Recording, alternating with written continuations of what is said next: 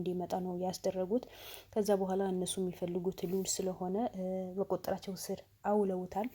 ግን ሹፌሩ በጣም ኃይለኛ ወይስ ከባድ የተባለ ጉዳት ነው የደረሰበት። እንግዲህ ሚስቱ አስክሬን ሳይሆን ያው እግሩን በጣም ስለተጎዳ ግዴታ ይዛ ወደ አዲስ አበባ ሂዳ ሕክምና እንዲያደርግ ልታደርግ ነው የጠሯት።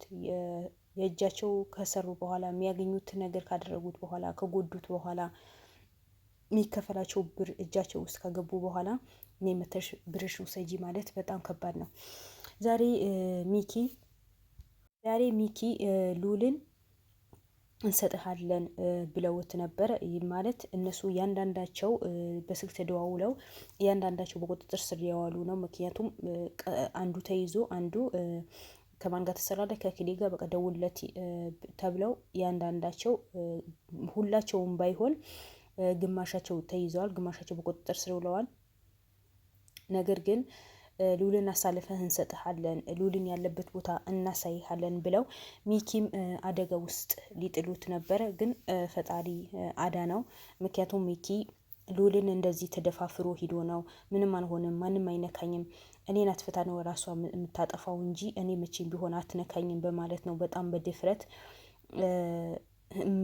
በተሞላበት ልብ ሂዶ ነው። ያው የስንት ሰው ጠንቅ ሆነዋል። መጀመሪያ የታገቱ ሰዎችም አልወጡም። እነሱ በዲና እጅ ነው ያሉት። ሹፌሩም ያው ታግተዋል። ቢታገትም ቀላል ነገር ነበር፣ ግን ጉዳት ደርሶበታል። ሉልን ደግሞ ምን አይነት ጉዳት እንደሚያደርሱበት እነሱና ፈጣሪያቸው ሉል ነው የሚያውቁት። ምክንያቱም ሉል በጣም በኃይለኛ ነው የሚፈልገው። በጣም በኃይለኛ ትፈልገዋለች። የፈለጋችሁት ብር ከፍላለሁ ሉል እጄ ውስጥ አስገቡት ነው ያለችው።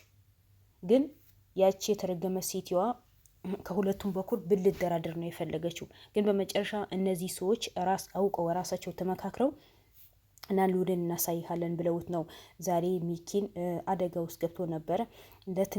ለትንሽ ሊያሳግቱት ሲሉ ያው እሱም ብቻው አልሄደም ነበረ። ጥበቃው ማለት የሉል የሚኪ ጋርዶችን ከጎኑ ነበሩ።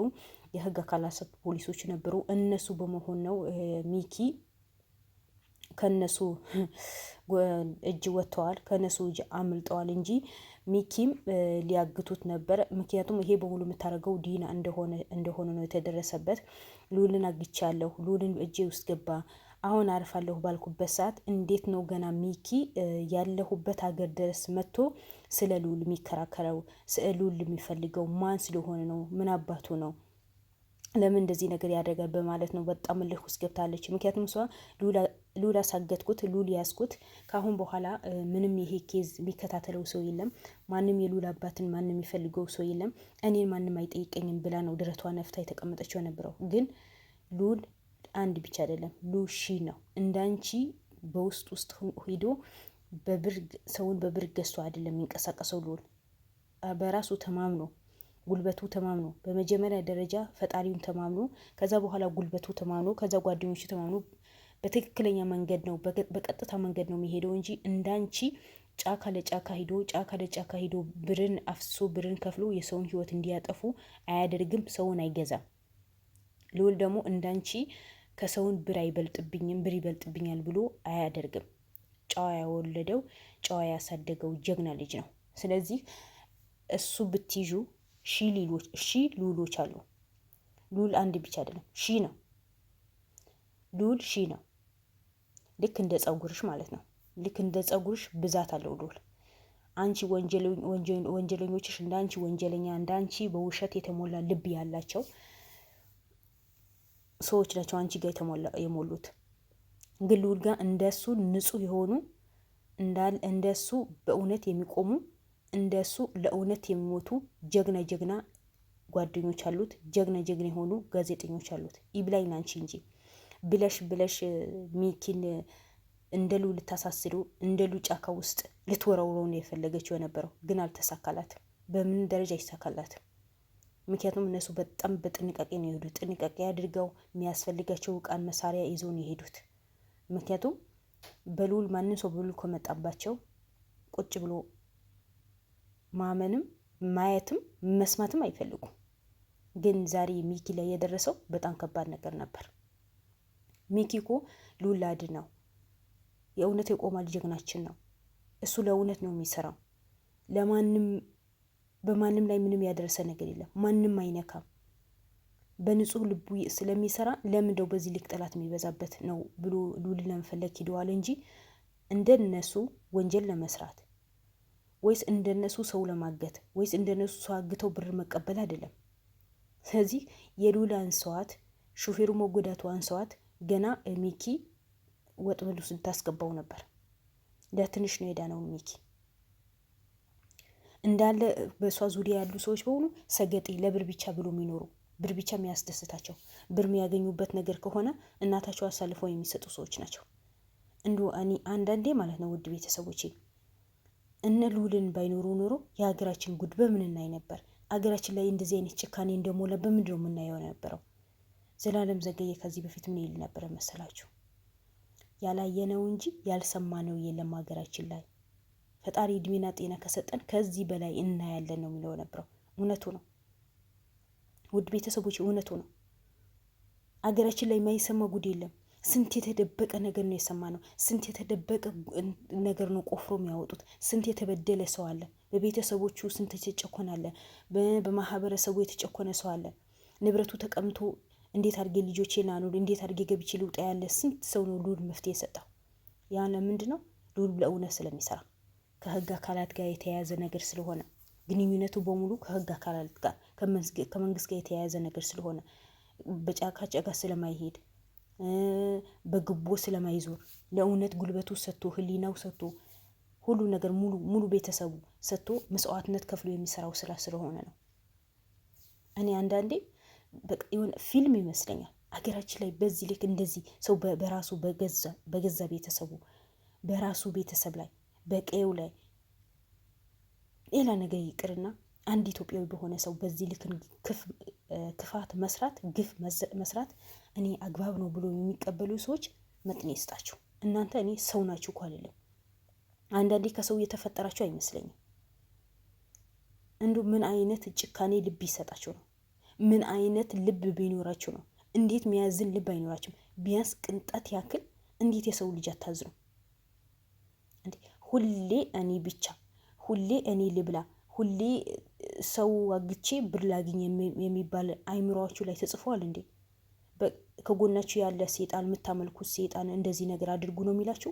ሰው ገላችሁ፣ ሰው አሳግታችሁ ብር ተቀበሉ ነው የሚላችሁ? እንዲሁም ምን አይነት ፍጡር ናቸው እነሱ? ከሆነ እኮ ሉሉም ሆነ የሉል ክርሞችም ፈጣሪ እኮ ጥሎ አይጥላቸውም። ለምን ብትሉኝ በመጀመሪያ ደረጃ ፈጣሪያቸው ይዘው ነው የሚጓዙት። በሁለተኛ ደረጃ እምነት በፈጣሪያቸው አላቸው። ደግሞ ለእውነት ነው የሚሰሩት።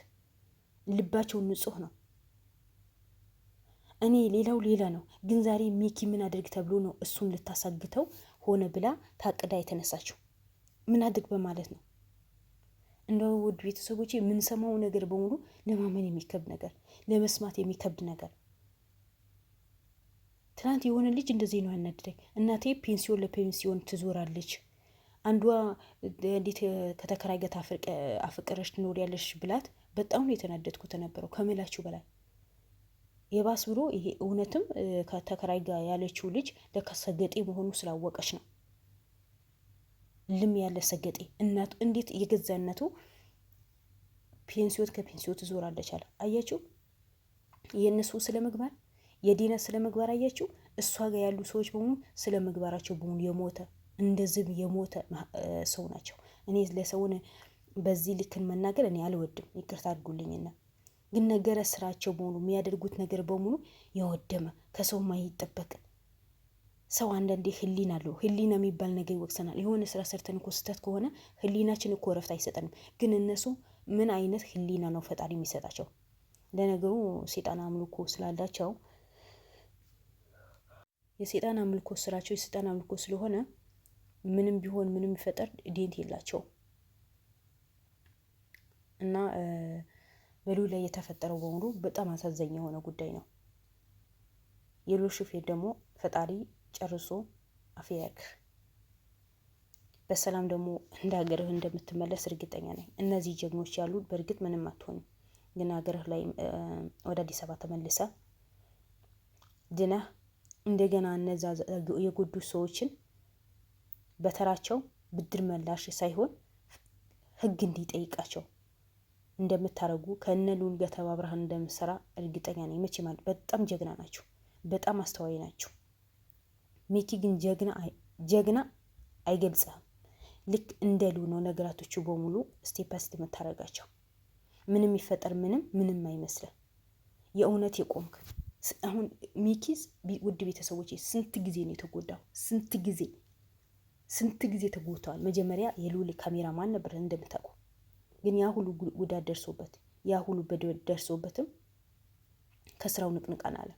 ስራው በስርዓት የሰራ ነው።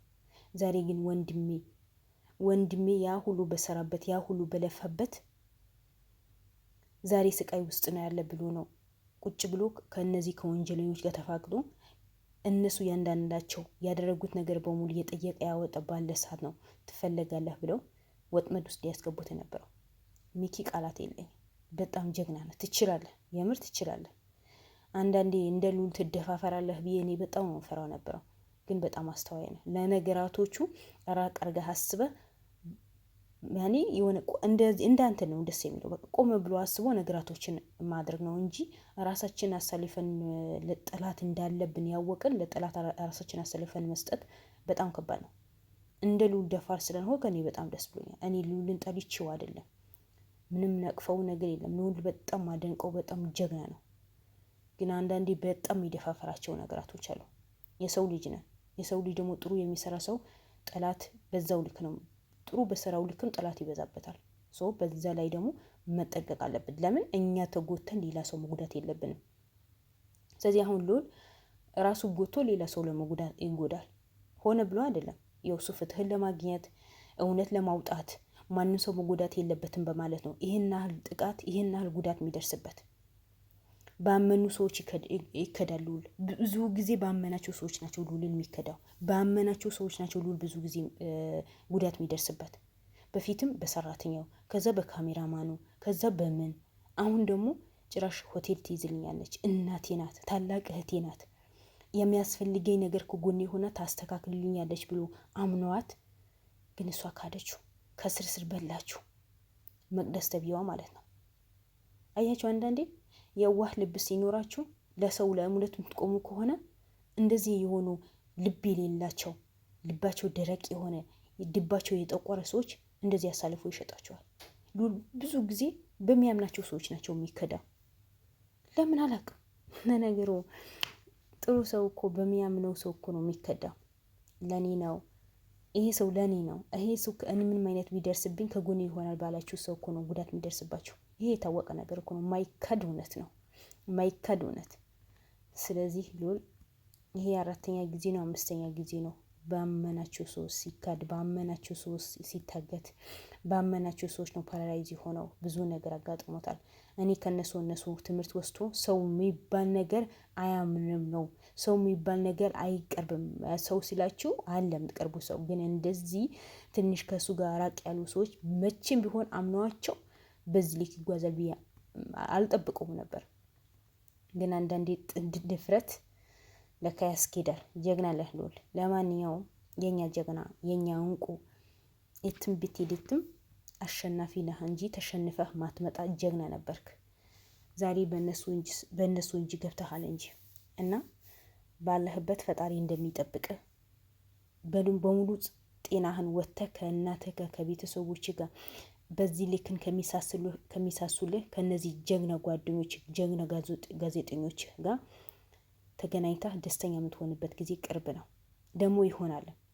እናንተ ትችላላችሁ። በጣም ጀግና ናቸው። ማነው ሚኪ ዛሬ በደረሰበት ነገር በጣም አዝናለሁ። አንዳንዴ ያጋጥማል። ለሰው ዋጋ ከፍላለሁ ሰውን አድናለሁ ብለህ በወጣ ቁጥር ያው እንከኖችን ይበዛሉ፣ እየታወቀ ነው። ስለዚህ ያ ነገር በሙሉ አልፎ ትላንት እኛ ነበርን ወይ እኛን ወይ ሊያጠቁ ተነስተዋል የምትሏቸው እነዛ ሰዎች በሙሉ ለህግ አሳልፋችሁ ሰጥታችሁ እፎየው የምትሉበት ጊዜ ቅርብ ይሆናል። እኔ የምር ነው። ይሄ ኬስ ከጨረሳችሁ በኋላ ልዑል ከተገኘ በኋላ ለአንድ ወር ማረፍ አለባችሁ። በቃ ይሁን በጭንቀት መሞት የለባችሁ። ምክንያቱም እናንተ ላይ በጣም ጭንቀት በስተዋል። በጣም በተለይ ልዑል በሚታሰር ሰዓት የምትይዙትን የምትጨብጡት ነው የምታጡት። ግን በጣም ጀግና ናችሁ፣ በጣም ቻይ ናችሁ። እኔ በጣም ነው የማመሰግናቸው። እና ለማንኛውም ውድ ቤተሰቦቼ ለዛሬ ያለውን ነገር ይሄ ነበር። ለሚቲም ዱአ አድርጉለት፣ ለሉሉም ዱአ አድርጉለት። በሰላም ካሉበት ቦታ እንዲወጡ ምንም ጉዳት ሳይደርስባቸው ወደ አዲስ አበባ እንዲመለሱ ዱአ አድርጉላቸው። ሉል ያለበት ነገር አንዳንድ ነገርም የተሰማ ነው። እንግዲህ በሌላ ቪዲዮ እንመጣለን። ሰላም አለይኩም ወራህመቱላሂ ወበረካቱ።